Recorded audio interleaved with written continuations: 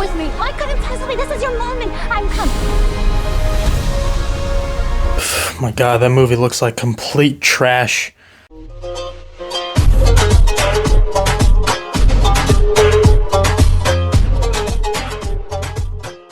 Hey, ladies and gentlemen, hello, it's me, Hello, it's me. Shut the fuck up. Shut up. Shut up. Not in the mood for Adele. Not in the mood. Love her, not in the mood. J Balwin, though. Enough! Hope you all enjoy, because that is the farthest extent of my happiness today. I am furious beyond measure. Manchester City, a club that has won 4 Premier League titles in a row. 4 Premier League titles in a row. A treble, quintuple, you name it. We've done it. It's incredible. An undefeated Champions League campaign. It was absolutely stunning. Record after record. We're falling so short this season. We are in, 4th or 5th place right now. Our players are getting older. None of our players are really some of our star players that are left aren't really performing at their highest level. We are in such a rough patch. But why is our mentality going down the fucking drain? Why? Yes, today we are going to be looking at the responses of 3 different City players and our bald melon of a manager in response to that Liverpool loss. Because some of the things that I've seen, heard, and some of the actions that I've seen some of our players take are just incredibly pathetic and salty. Let's do this. First up, to the guy that looks like he lives with 7 cats at home, Pep Guardiola, our bald-ass manager, our beautiful bald-ass manager, pretty much rattling Liverpool fans, even though he looks rattled. He's rattled, this guy's rattled, everybody's competing to be the less rattled on Twitter. Let me tell you something. Here's his response to Liverpool fans chanting, "Sacked in the morning." Was pretty funny. It was pretty funny, and I thought that would be the total extent of our pettiness, our saltiness for that loss, but it went much further than that. I'm starting with it because that was the first thing that I saw during the Liverpool game and after the Liverpool game, showing up the 6 titles he won to the camera. Look, when Liverpool fans were chanting that, I thought it was hilarious, and when Pep Guardiola had that response, I thought it was hilarious. It's banter, ladies and gentlemen. I'm seeing a lot of City fans get so frustrated, frazzled, bamboozled, hoodwinked, you name it, whatever adjective you want to put, getting so salty, and it's pathetic, it's embarrassing. We literally did the exact same thing to Jurgen Klopp last year. And don't even get me started with the amount of songs we have for other managers. Erik ten Hag, I went to the supporters club in New York City for the Tottenham game, and the City fans in the bar were chanting about Erik ten Hag. He's completely, utterly irrelevant. He got fired, but we're still chanting his name. If you cannot take what you dish out, okay, if you can't handle the heat of the kitchen, bro, just get out. You're showing everybody how soft you are. And it's not in our best interest to have our mentalities go down the drain. Ladies and gentlemen, if we give these rival fans an inch, they will take a mile. This is banter. It's what we love about the sport. Liverpool fans, a lot of them were actually enjoying what Pep Guardiola did. I thought it was hilarious. Everybody was on our side until he did that at the end of the game, and until some of our players went above and beyond, the boundaries of pettiness to make it all look like complete and utter horse shit. Take a look at City fans chanting with Nottingham Forest fans about the Champions League. I mean, this was absolutely gold. Take a listen.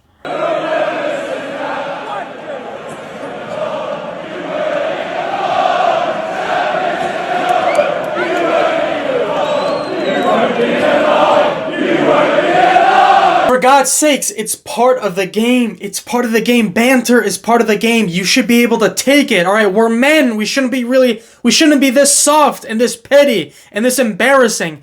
It makes us look so much worse. What Pep Guardiola did was fine. I don't know why fans are taking it to another level online. It's pathetic. Move on.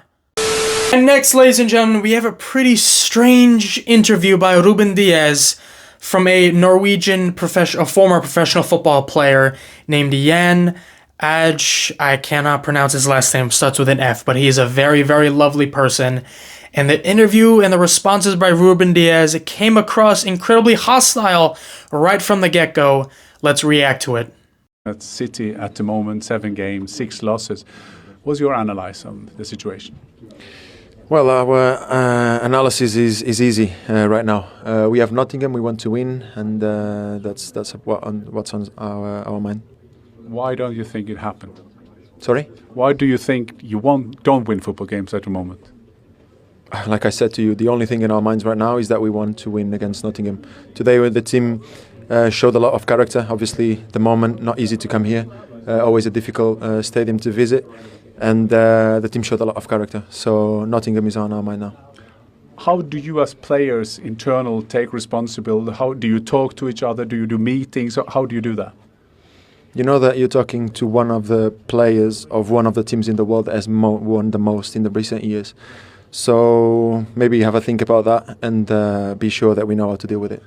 That's why I ask you, because I've seen Manchester City win so many games, so it's quite rare that you don't win, and I just try to understand the processes going then through. A pretty difficult interviewee, to say the least. Good confidence by Ruben Dias. I liked a lot of the things that he said, showing a lot of character against Liverpool. I 100% agree. It's very, very hostile right from the get-go. Not even answering his questions, just completely shutting him down. And Jan was incredibly professional, calm, and composed throughout the entire interview, and I was really impressed by his response.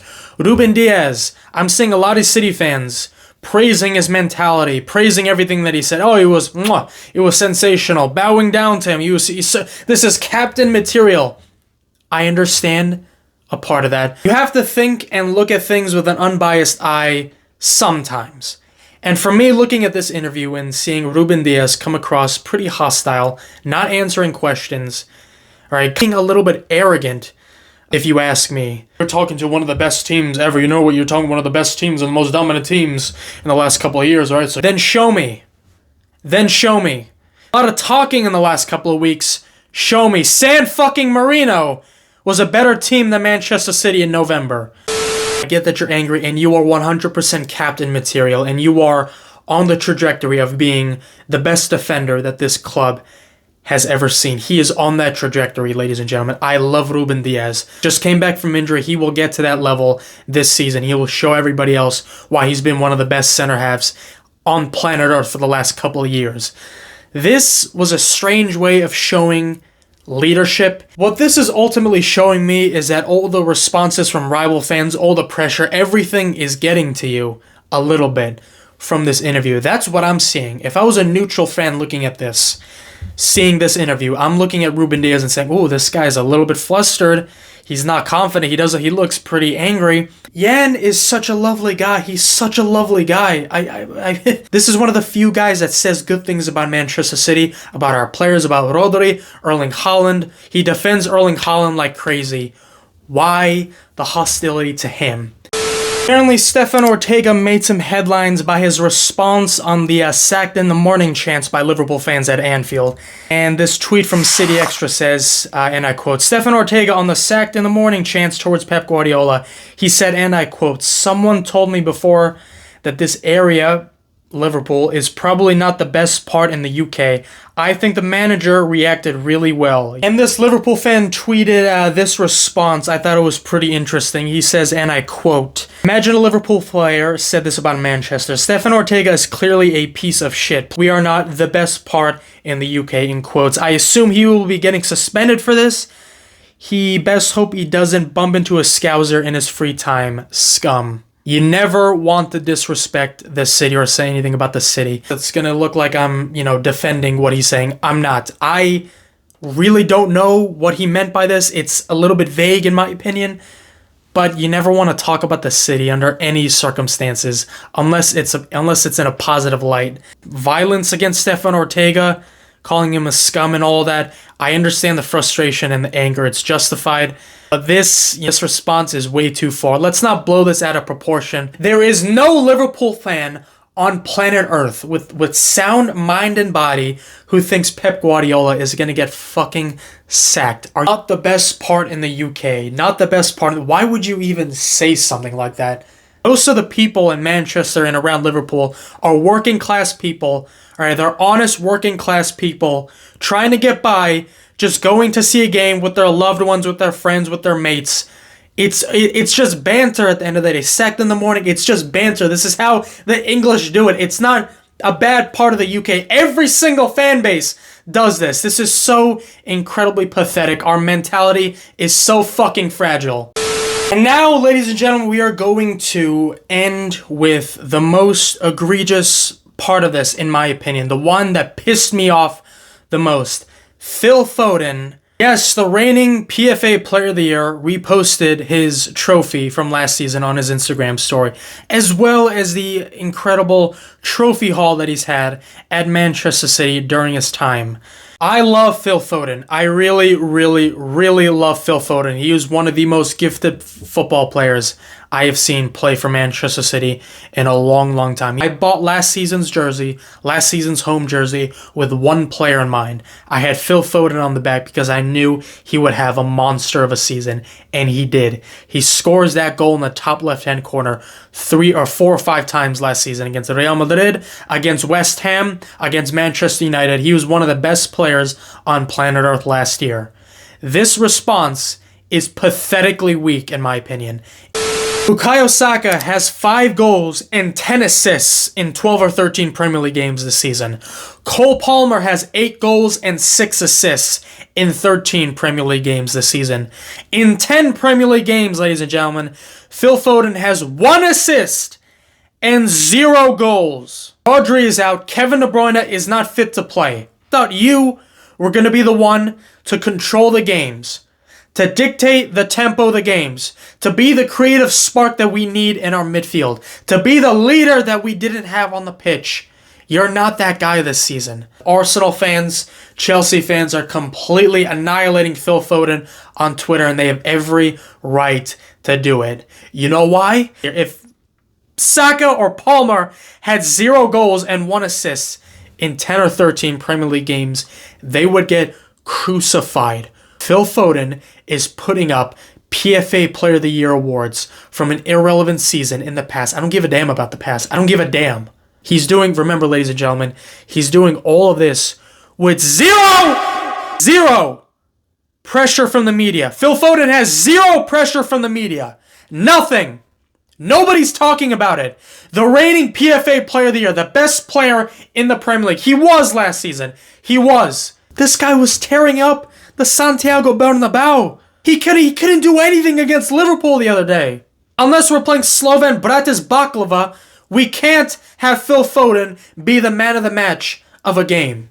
I believe in Phil Foden. Don't get me wrong. I believe in Phil Foden. But you are nowhere near Bukayo Saka this season. You are nowhere near. You're not even near Cole Palmer this season. People are saying Cole Palmer is having a lackluster season. People are saying Cole Palmer is having a poor season by his standards. 14 goal involvements in 13 Premier League games. Foden has 1. Haaland is getting crucified on Twitter. People are comparing him to that Swedish striker in Sporting. Haaland is a top goal scorer in the Premier League with 12 goals. People are shitting on him on Twitter. Nobody's saying anything to Phil Foden. It's crazy. It's so pathetic. Remember, you give these people an inch, they will take a mile. Everybody has seen you post this. Everybody has now seen how rattled you are. You know what rival fans have been saying since last season? That without the Premier League legends that are surrounding Phil Foden, if they don't turn up for a game, Foden has a poor game. Mahrez, Bernardo Silva, Kevin De Bruyne, Erling Haaland, Gundogan, Premier League legends. They will all go into the Hall of Fame. Undoubtedly. Regardless if it's first try or second, it doesn't matter. They will all be in there. If they don't perform at a high level, Foden is a ghost in those games. That's what people were saying last season. And you know what? Until Phil Foden turns it around, they're right. Just because I'm criticizing Foden and our players and our mentality doesn't mean that I hate my club and I have no belief in my club. But let's be real now. Our mentality is fragile as hell. And we need to do something about it, or else we will be out of the top fucking 4 for the end of the season. Thank you all so much for watching.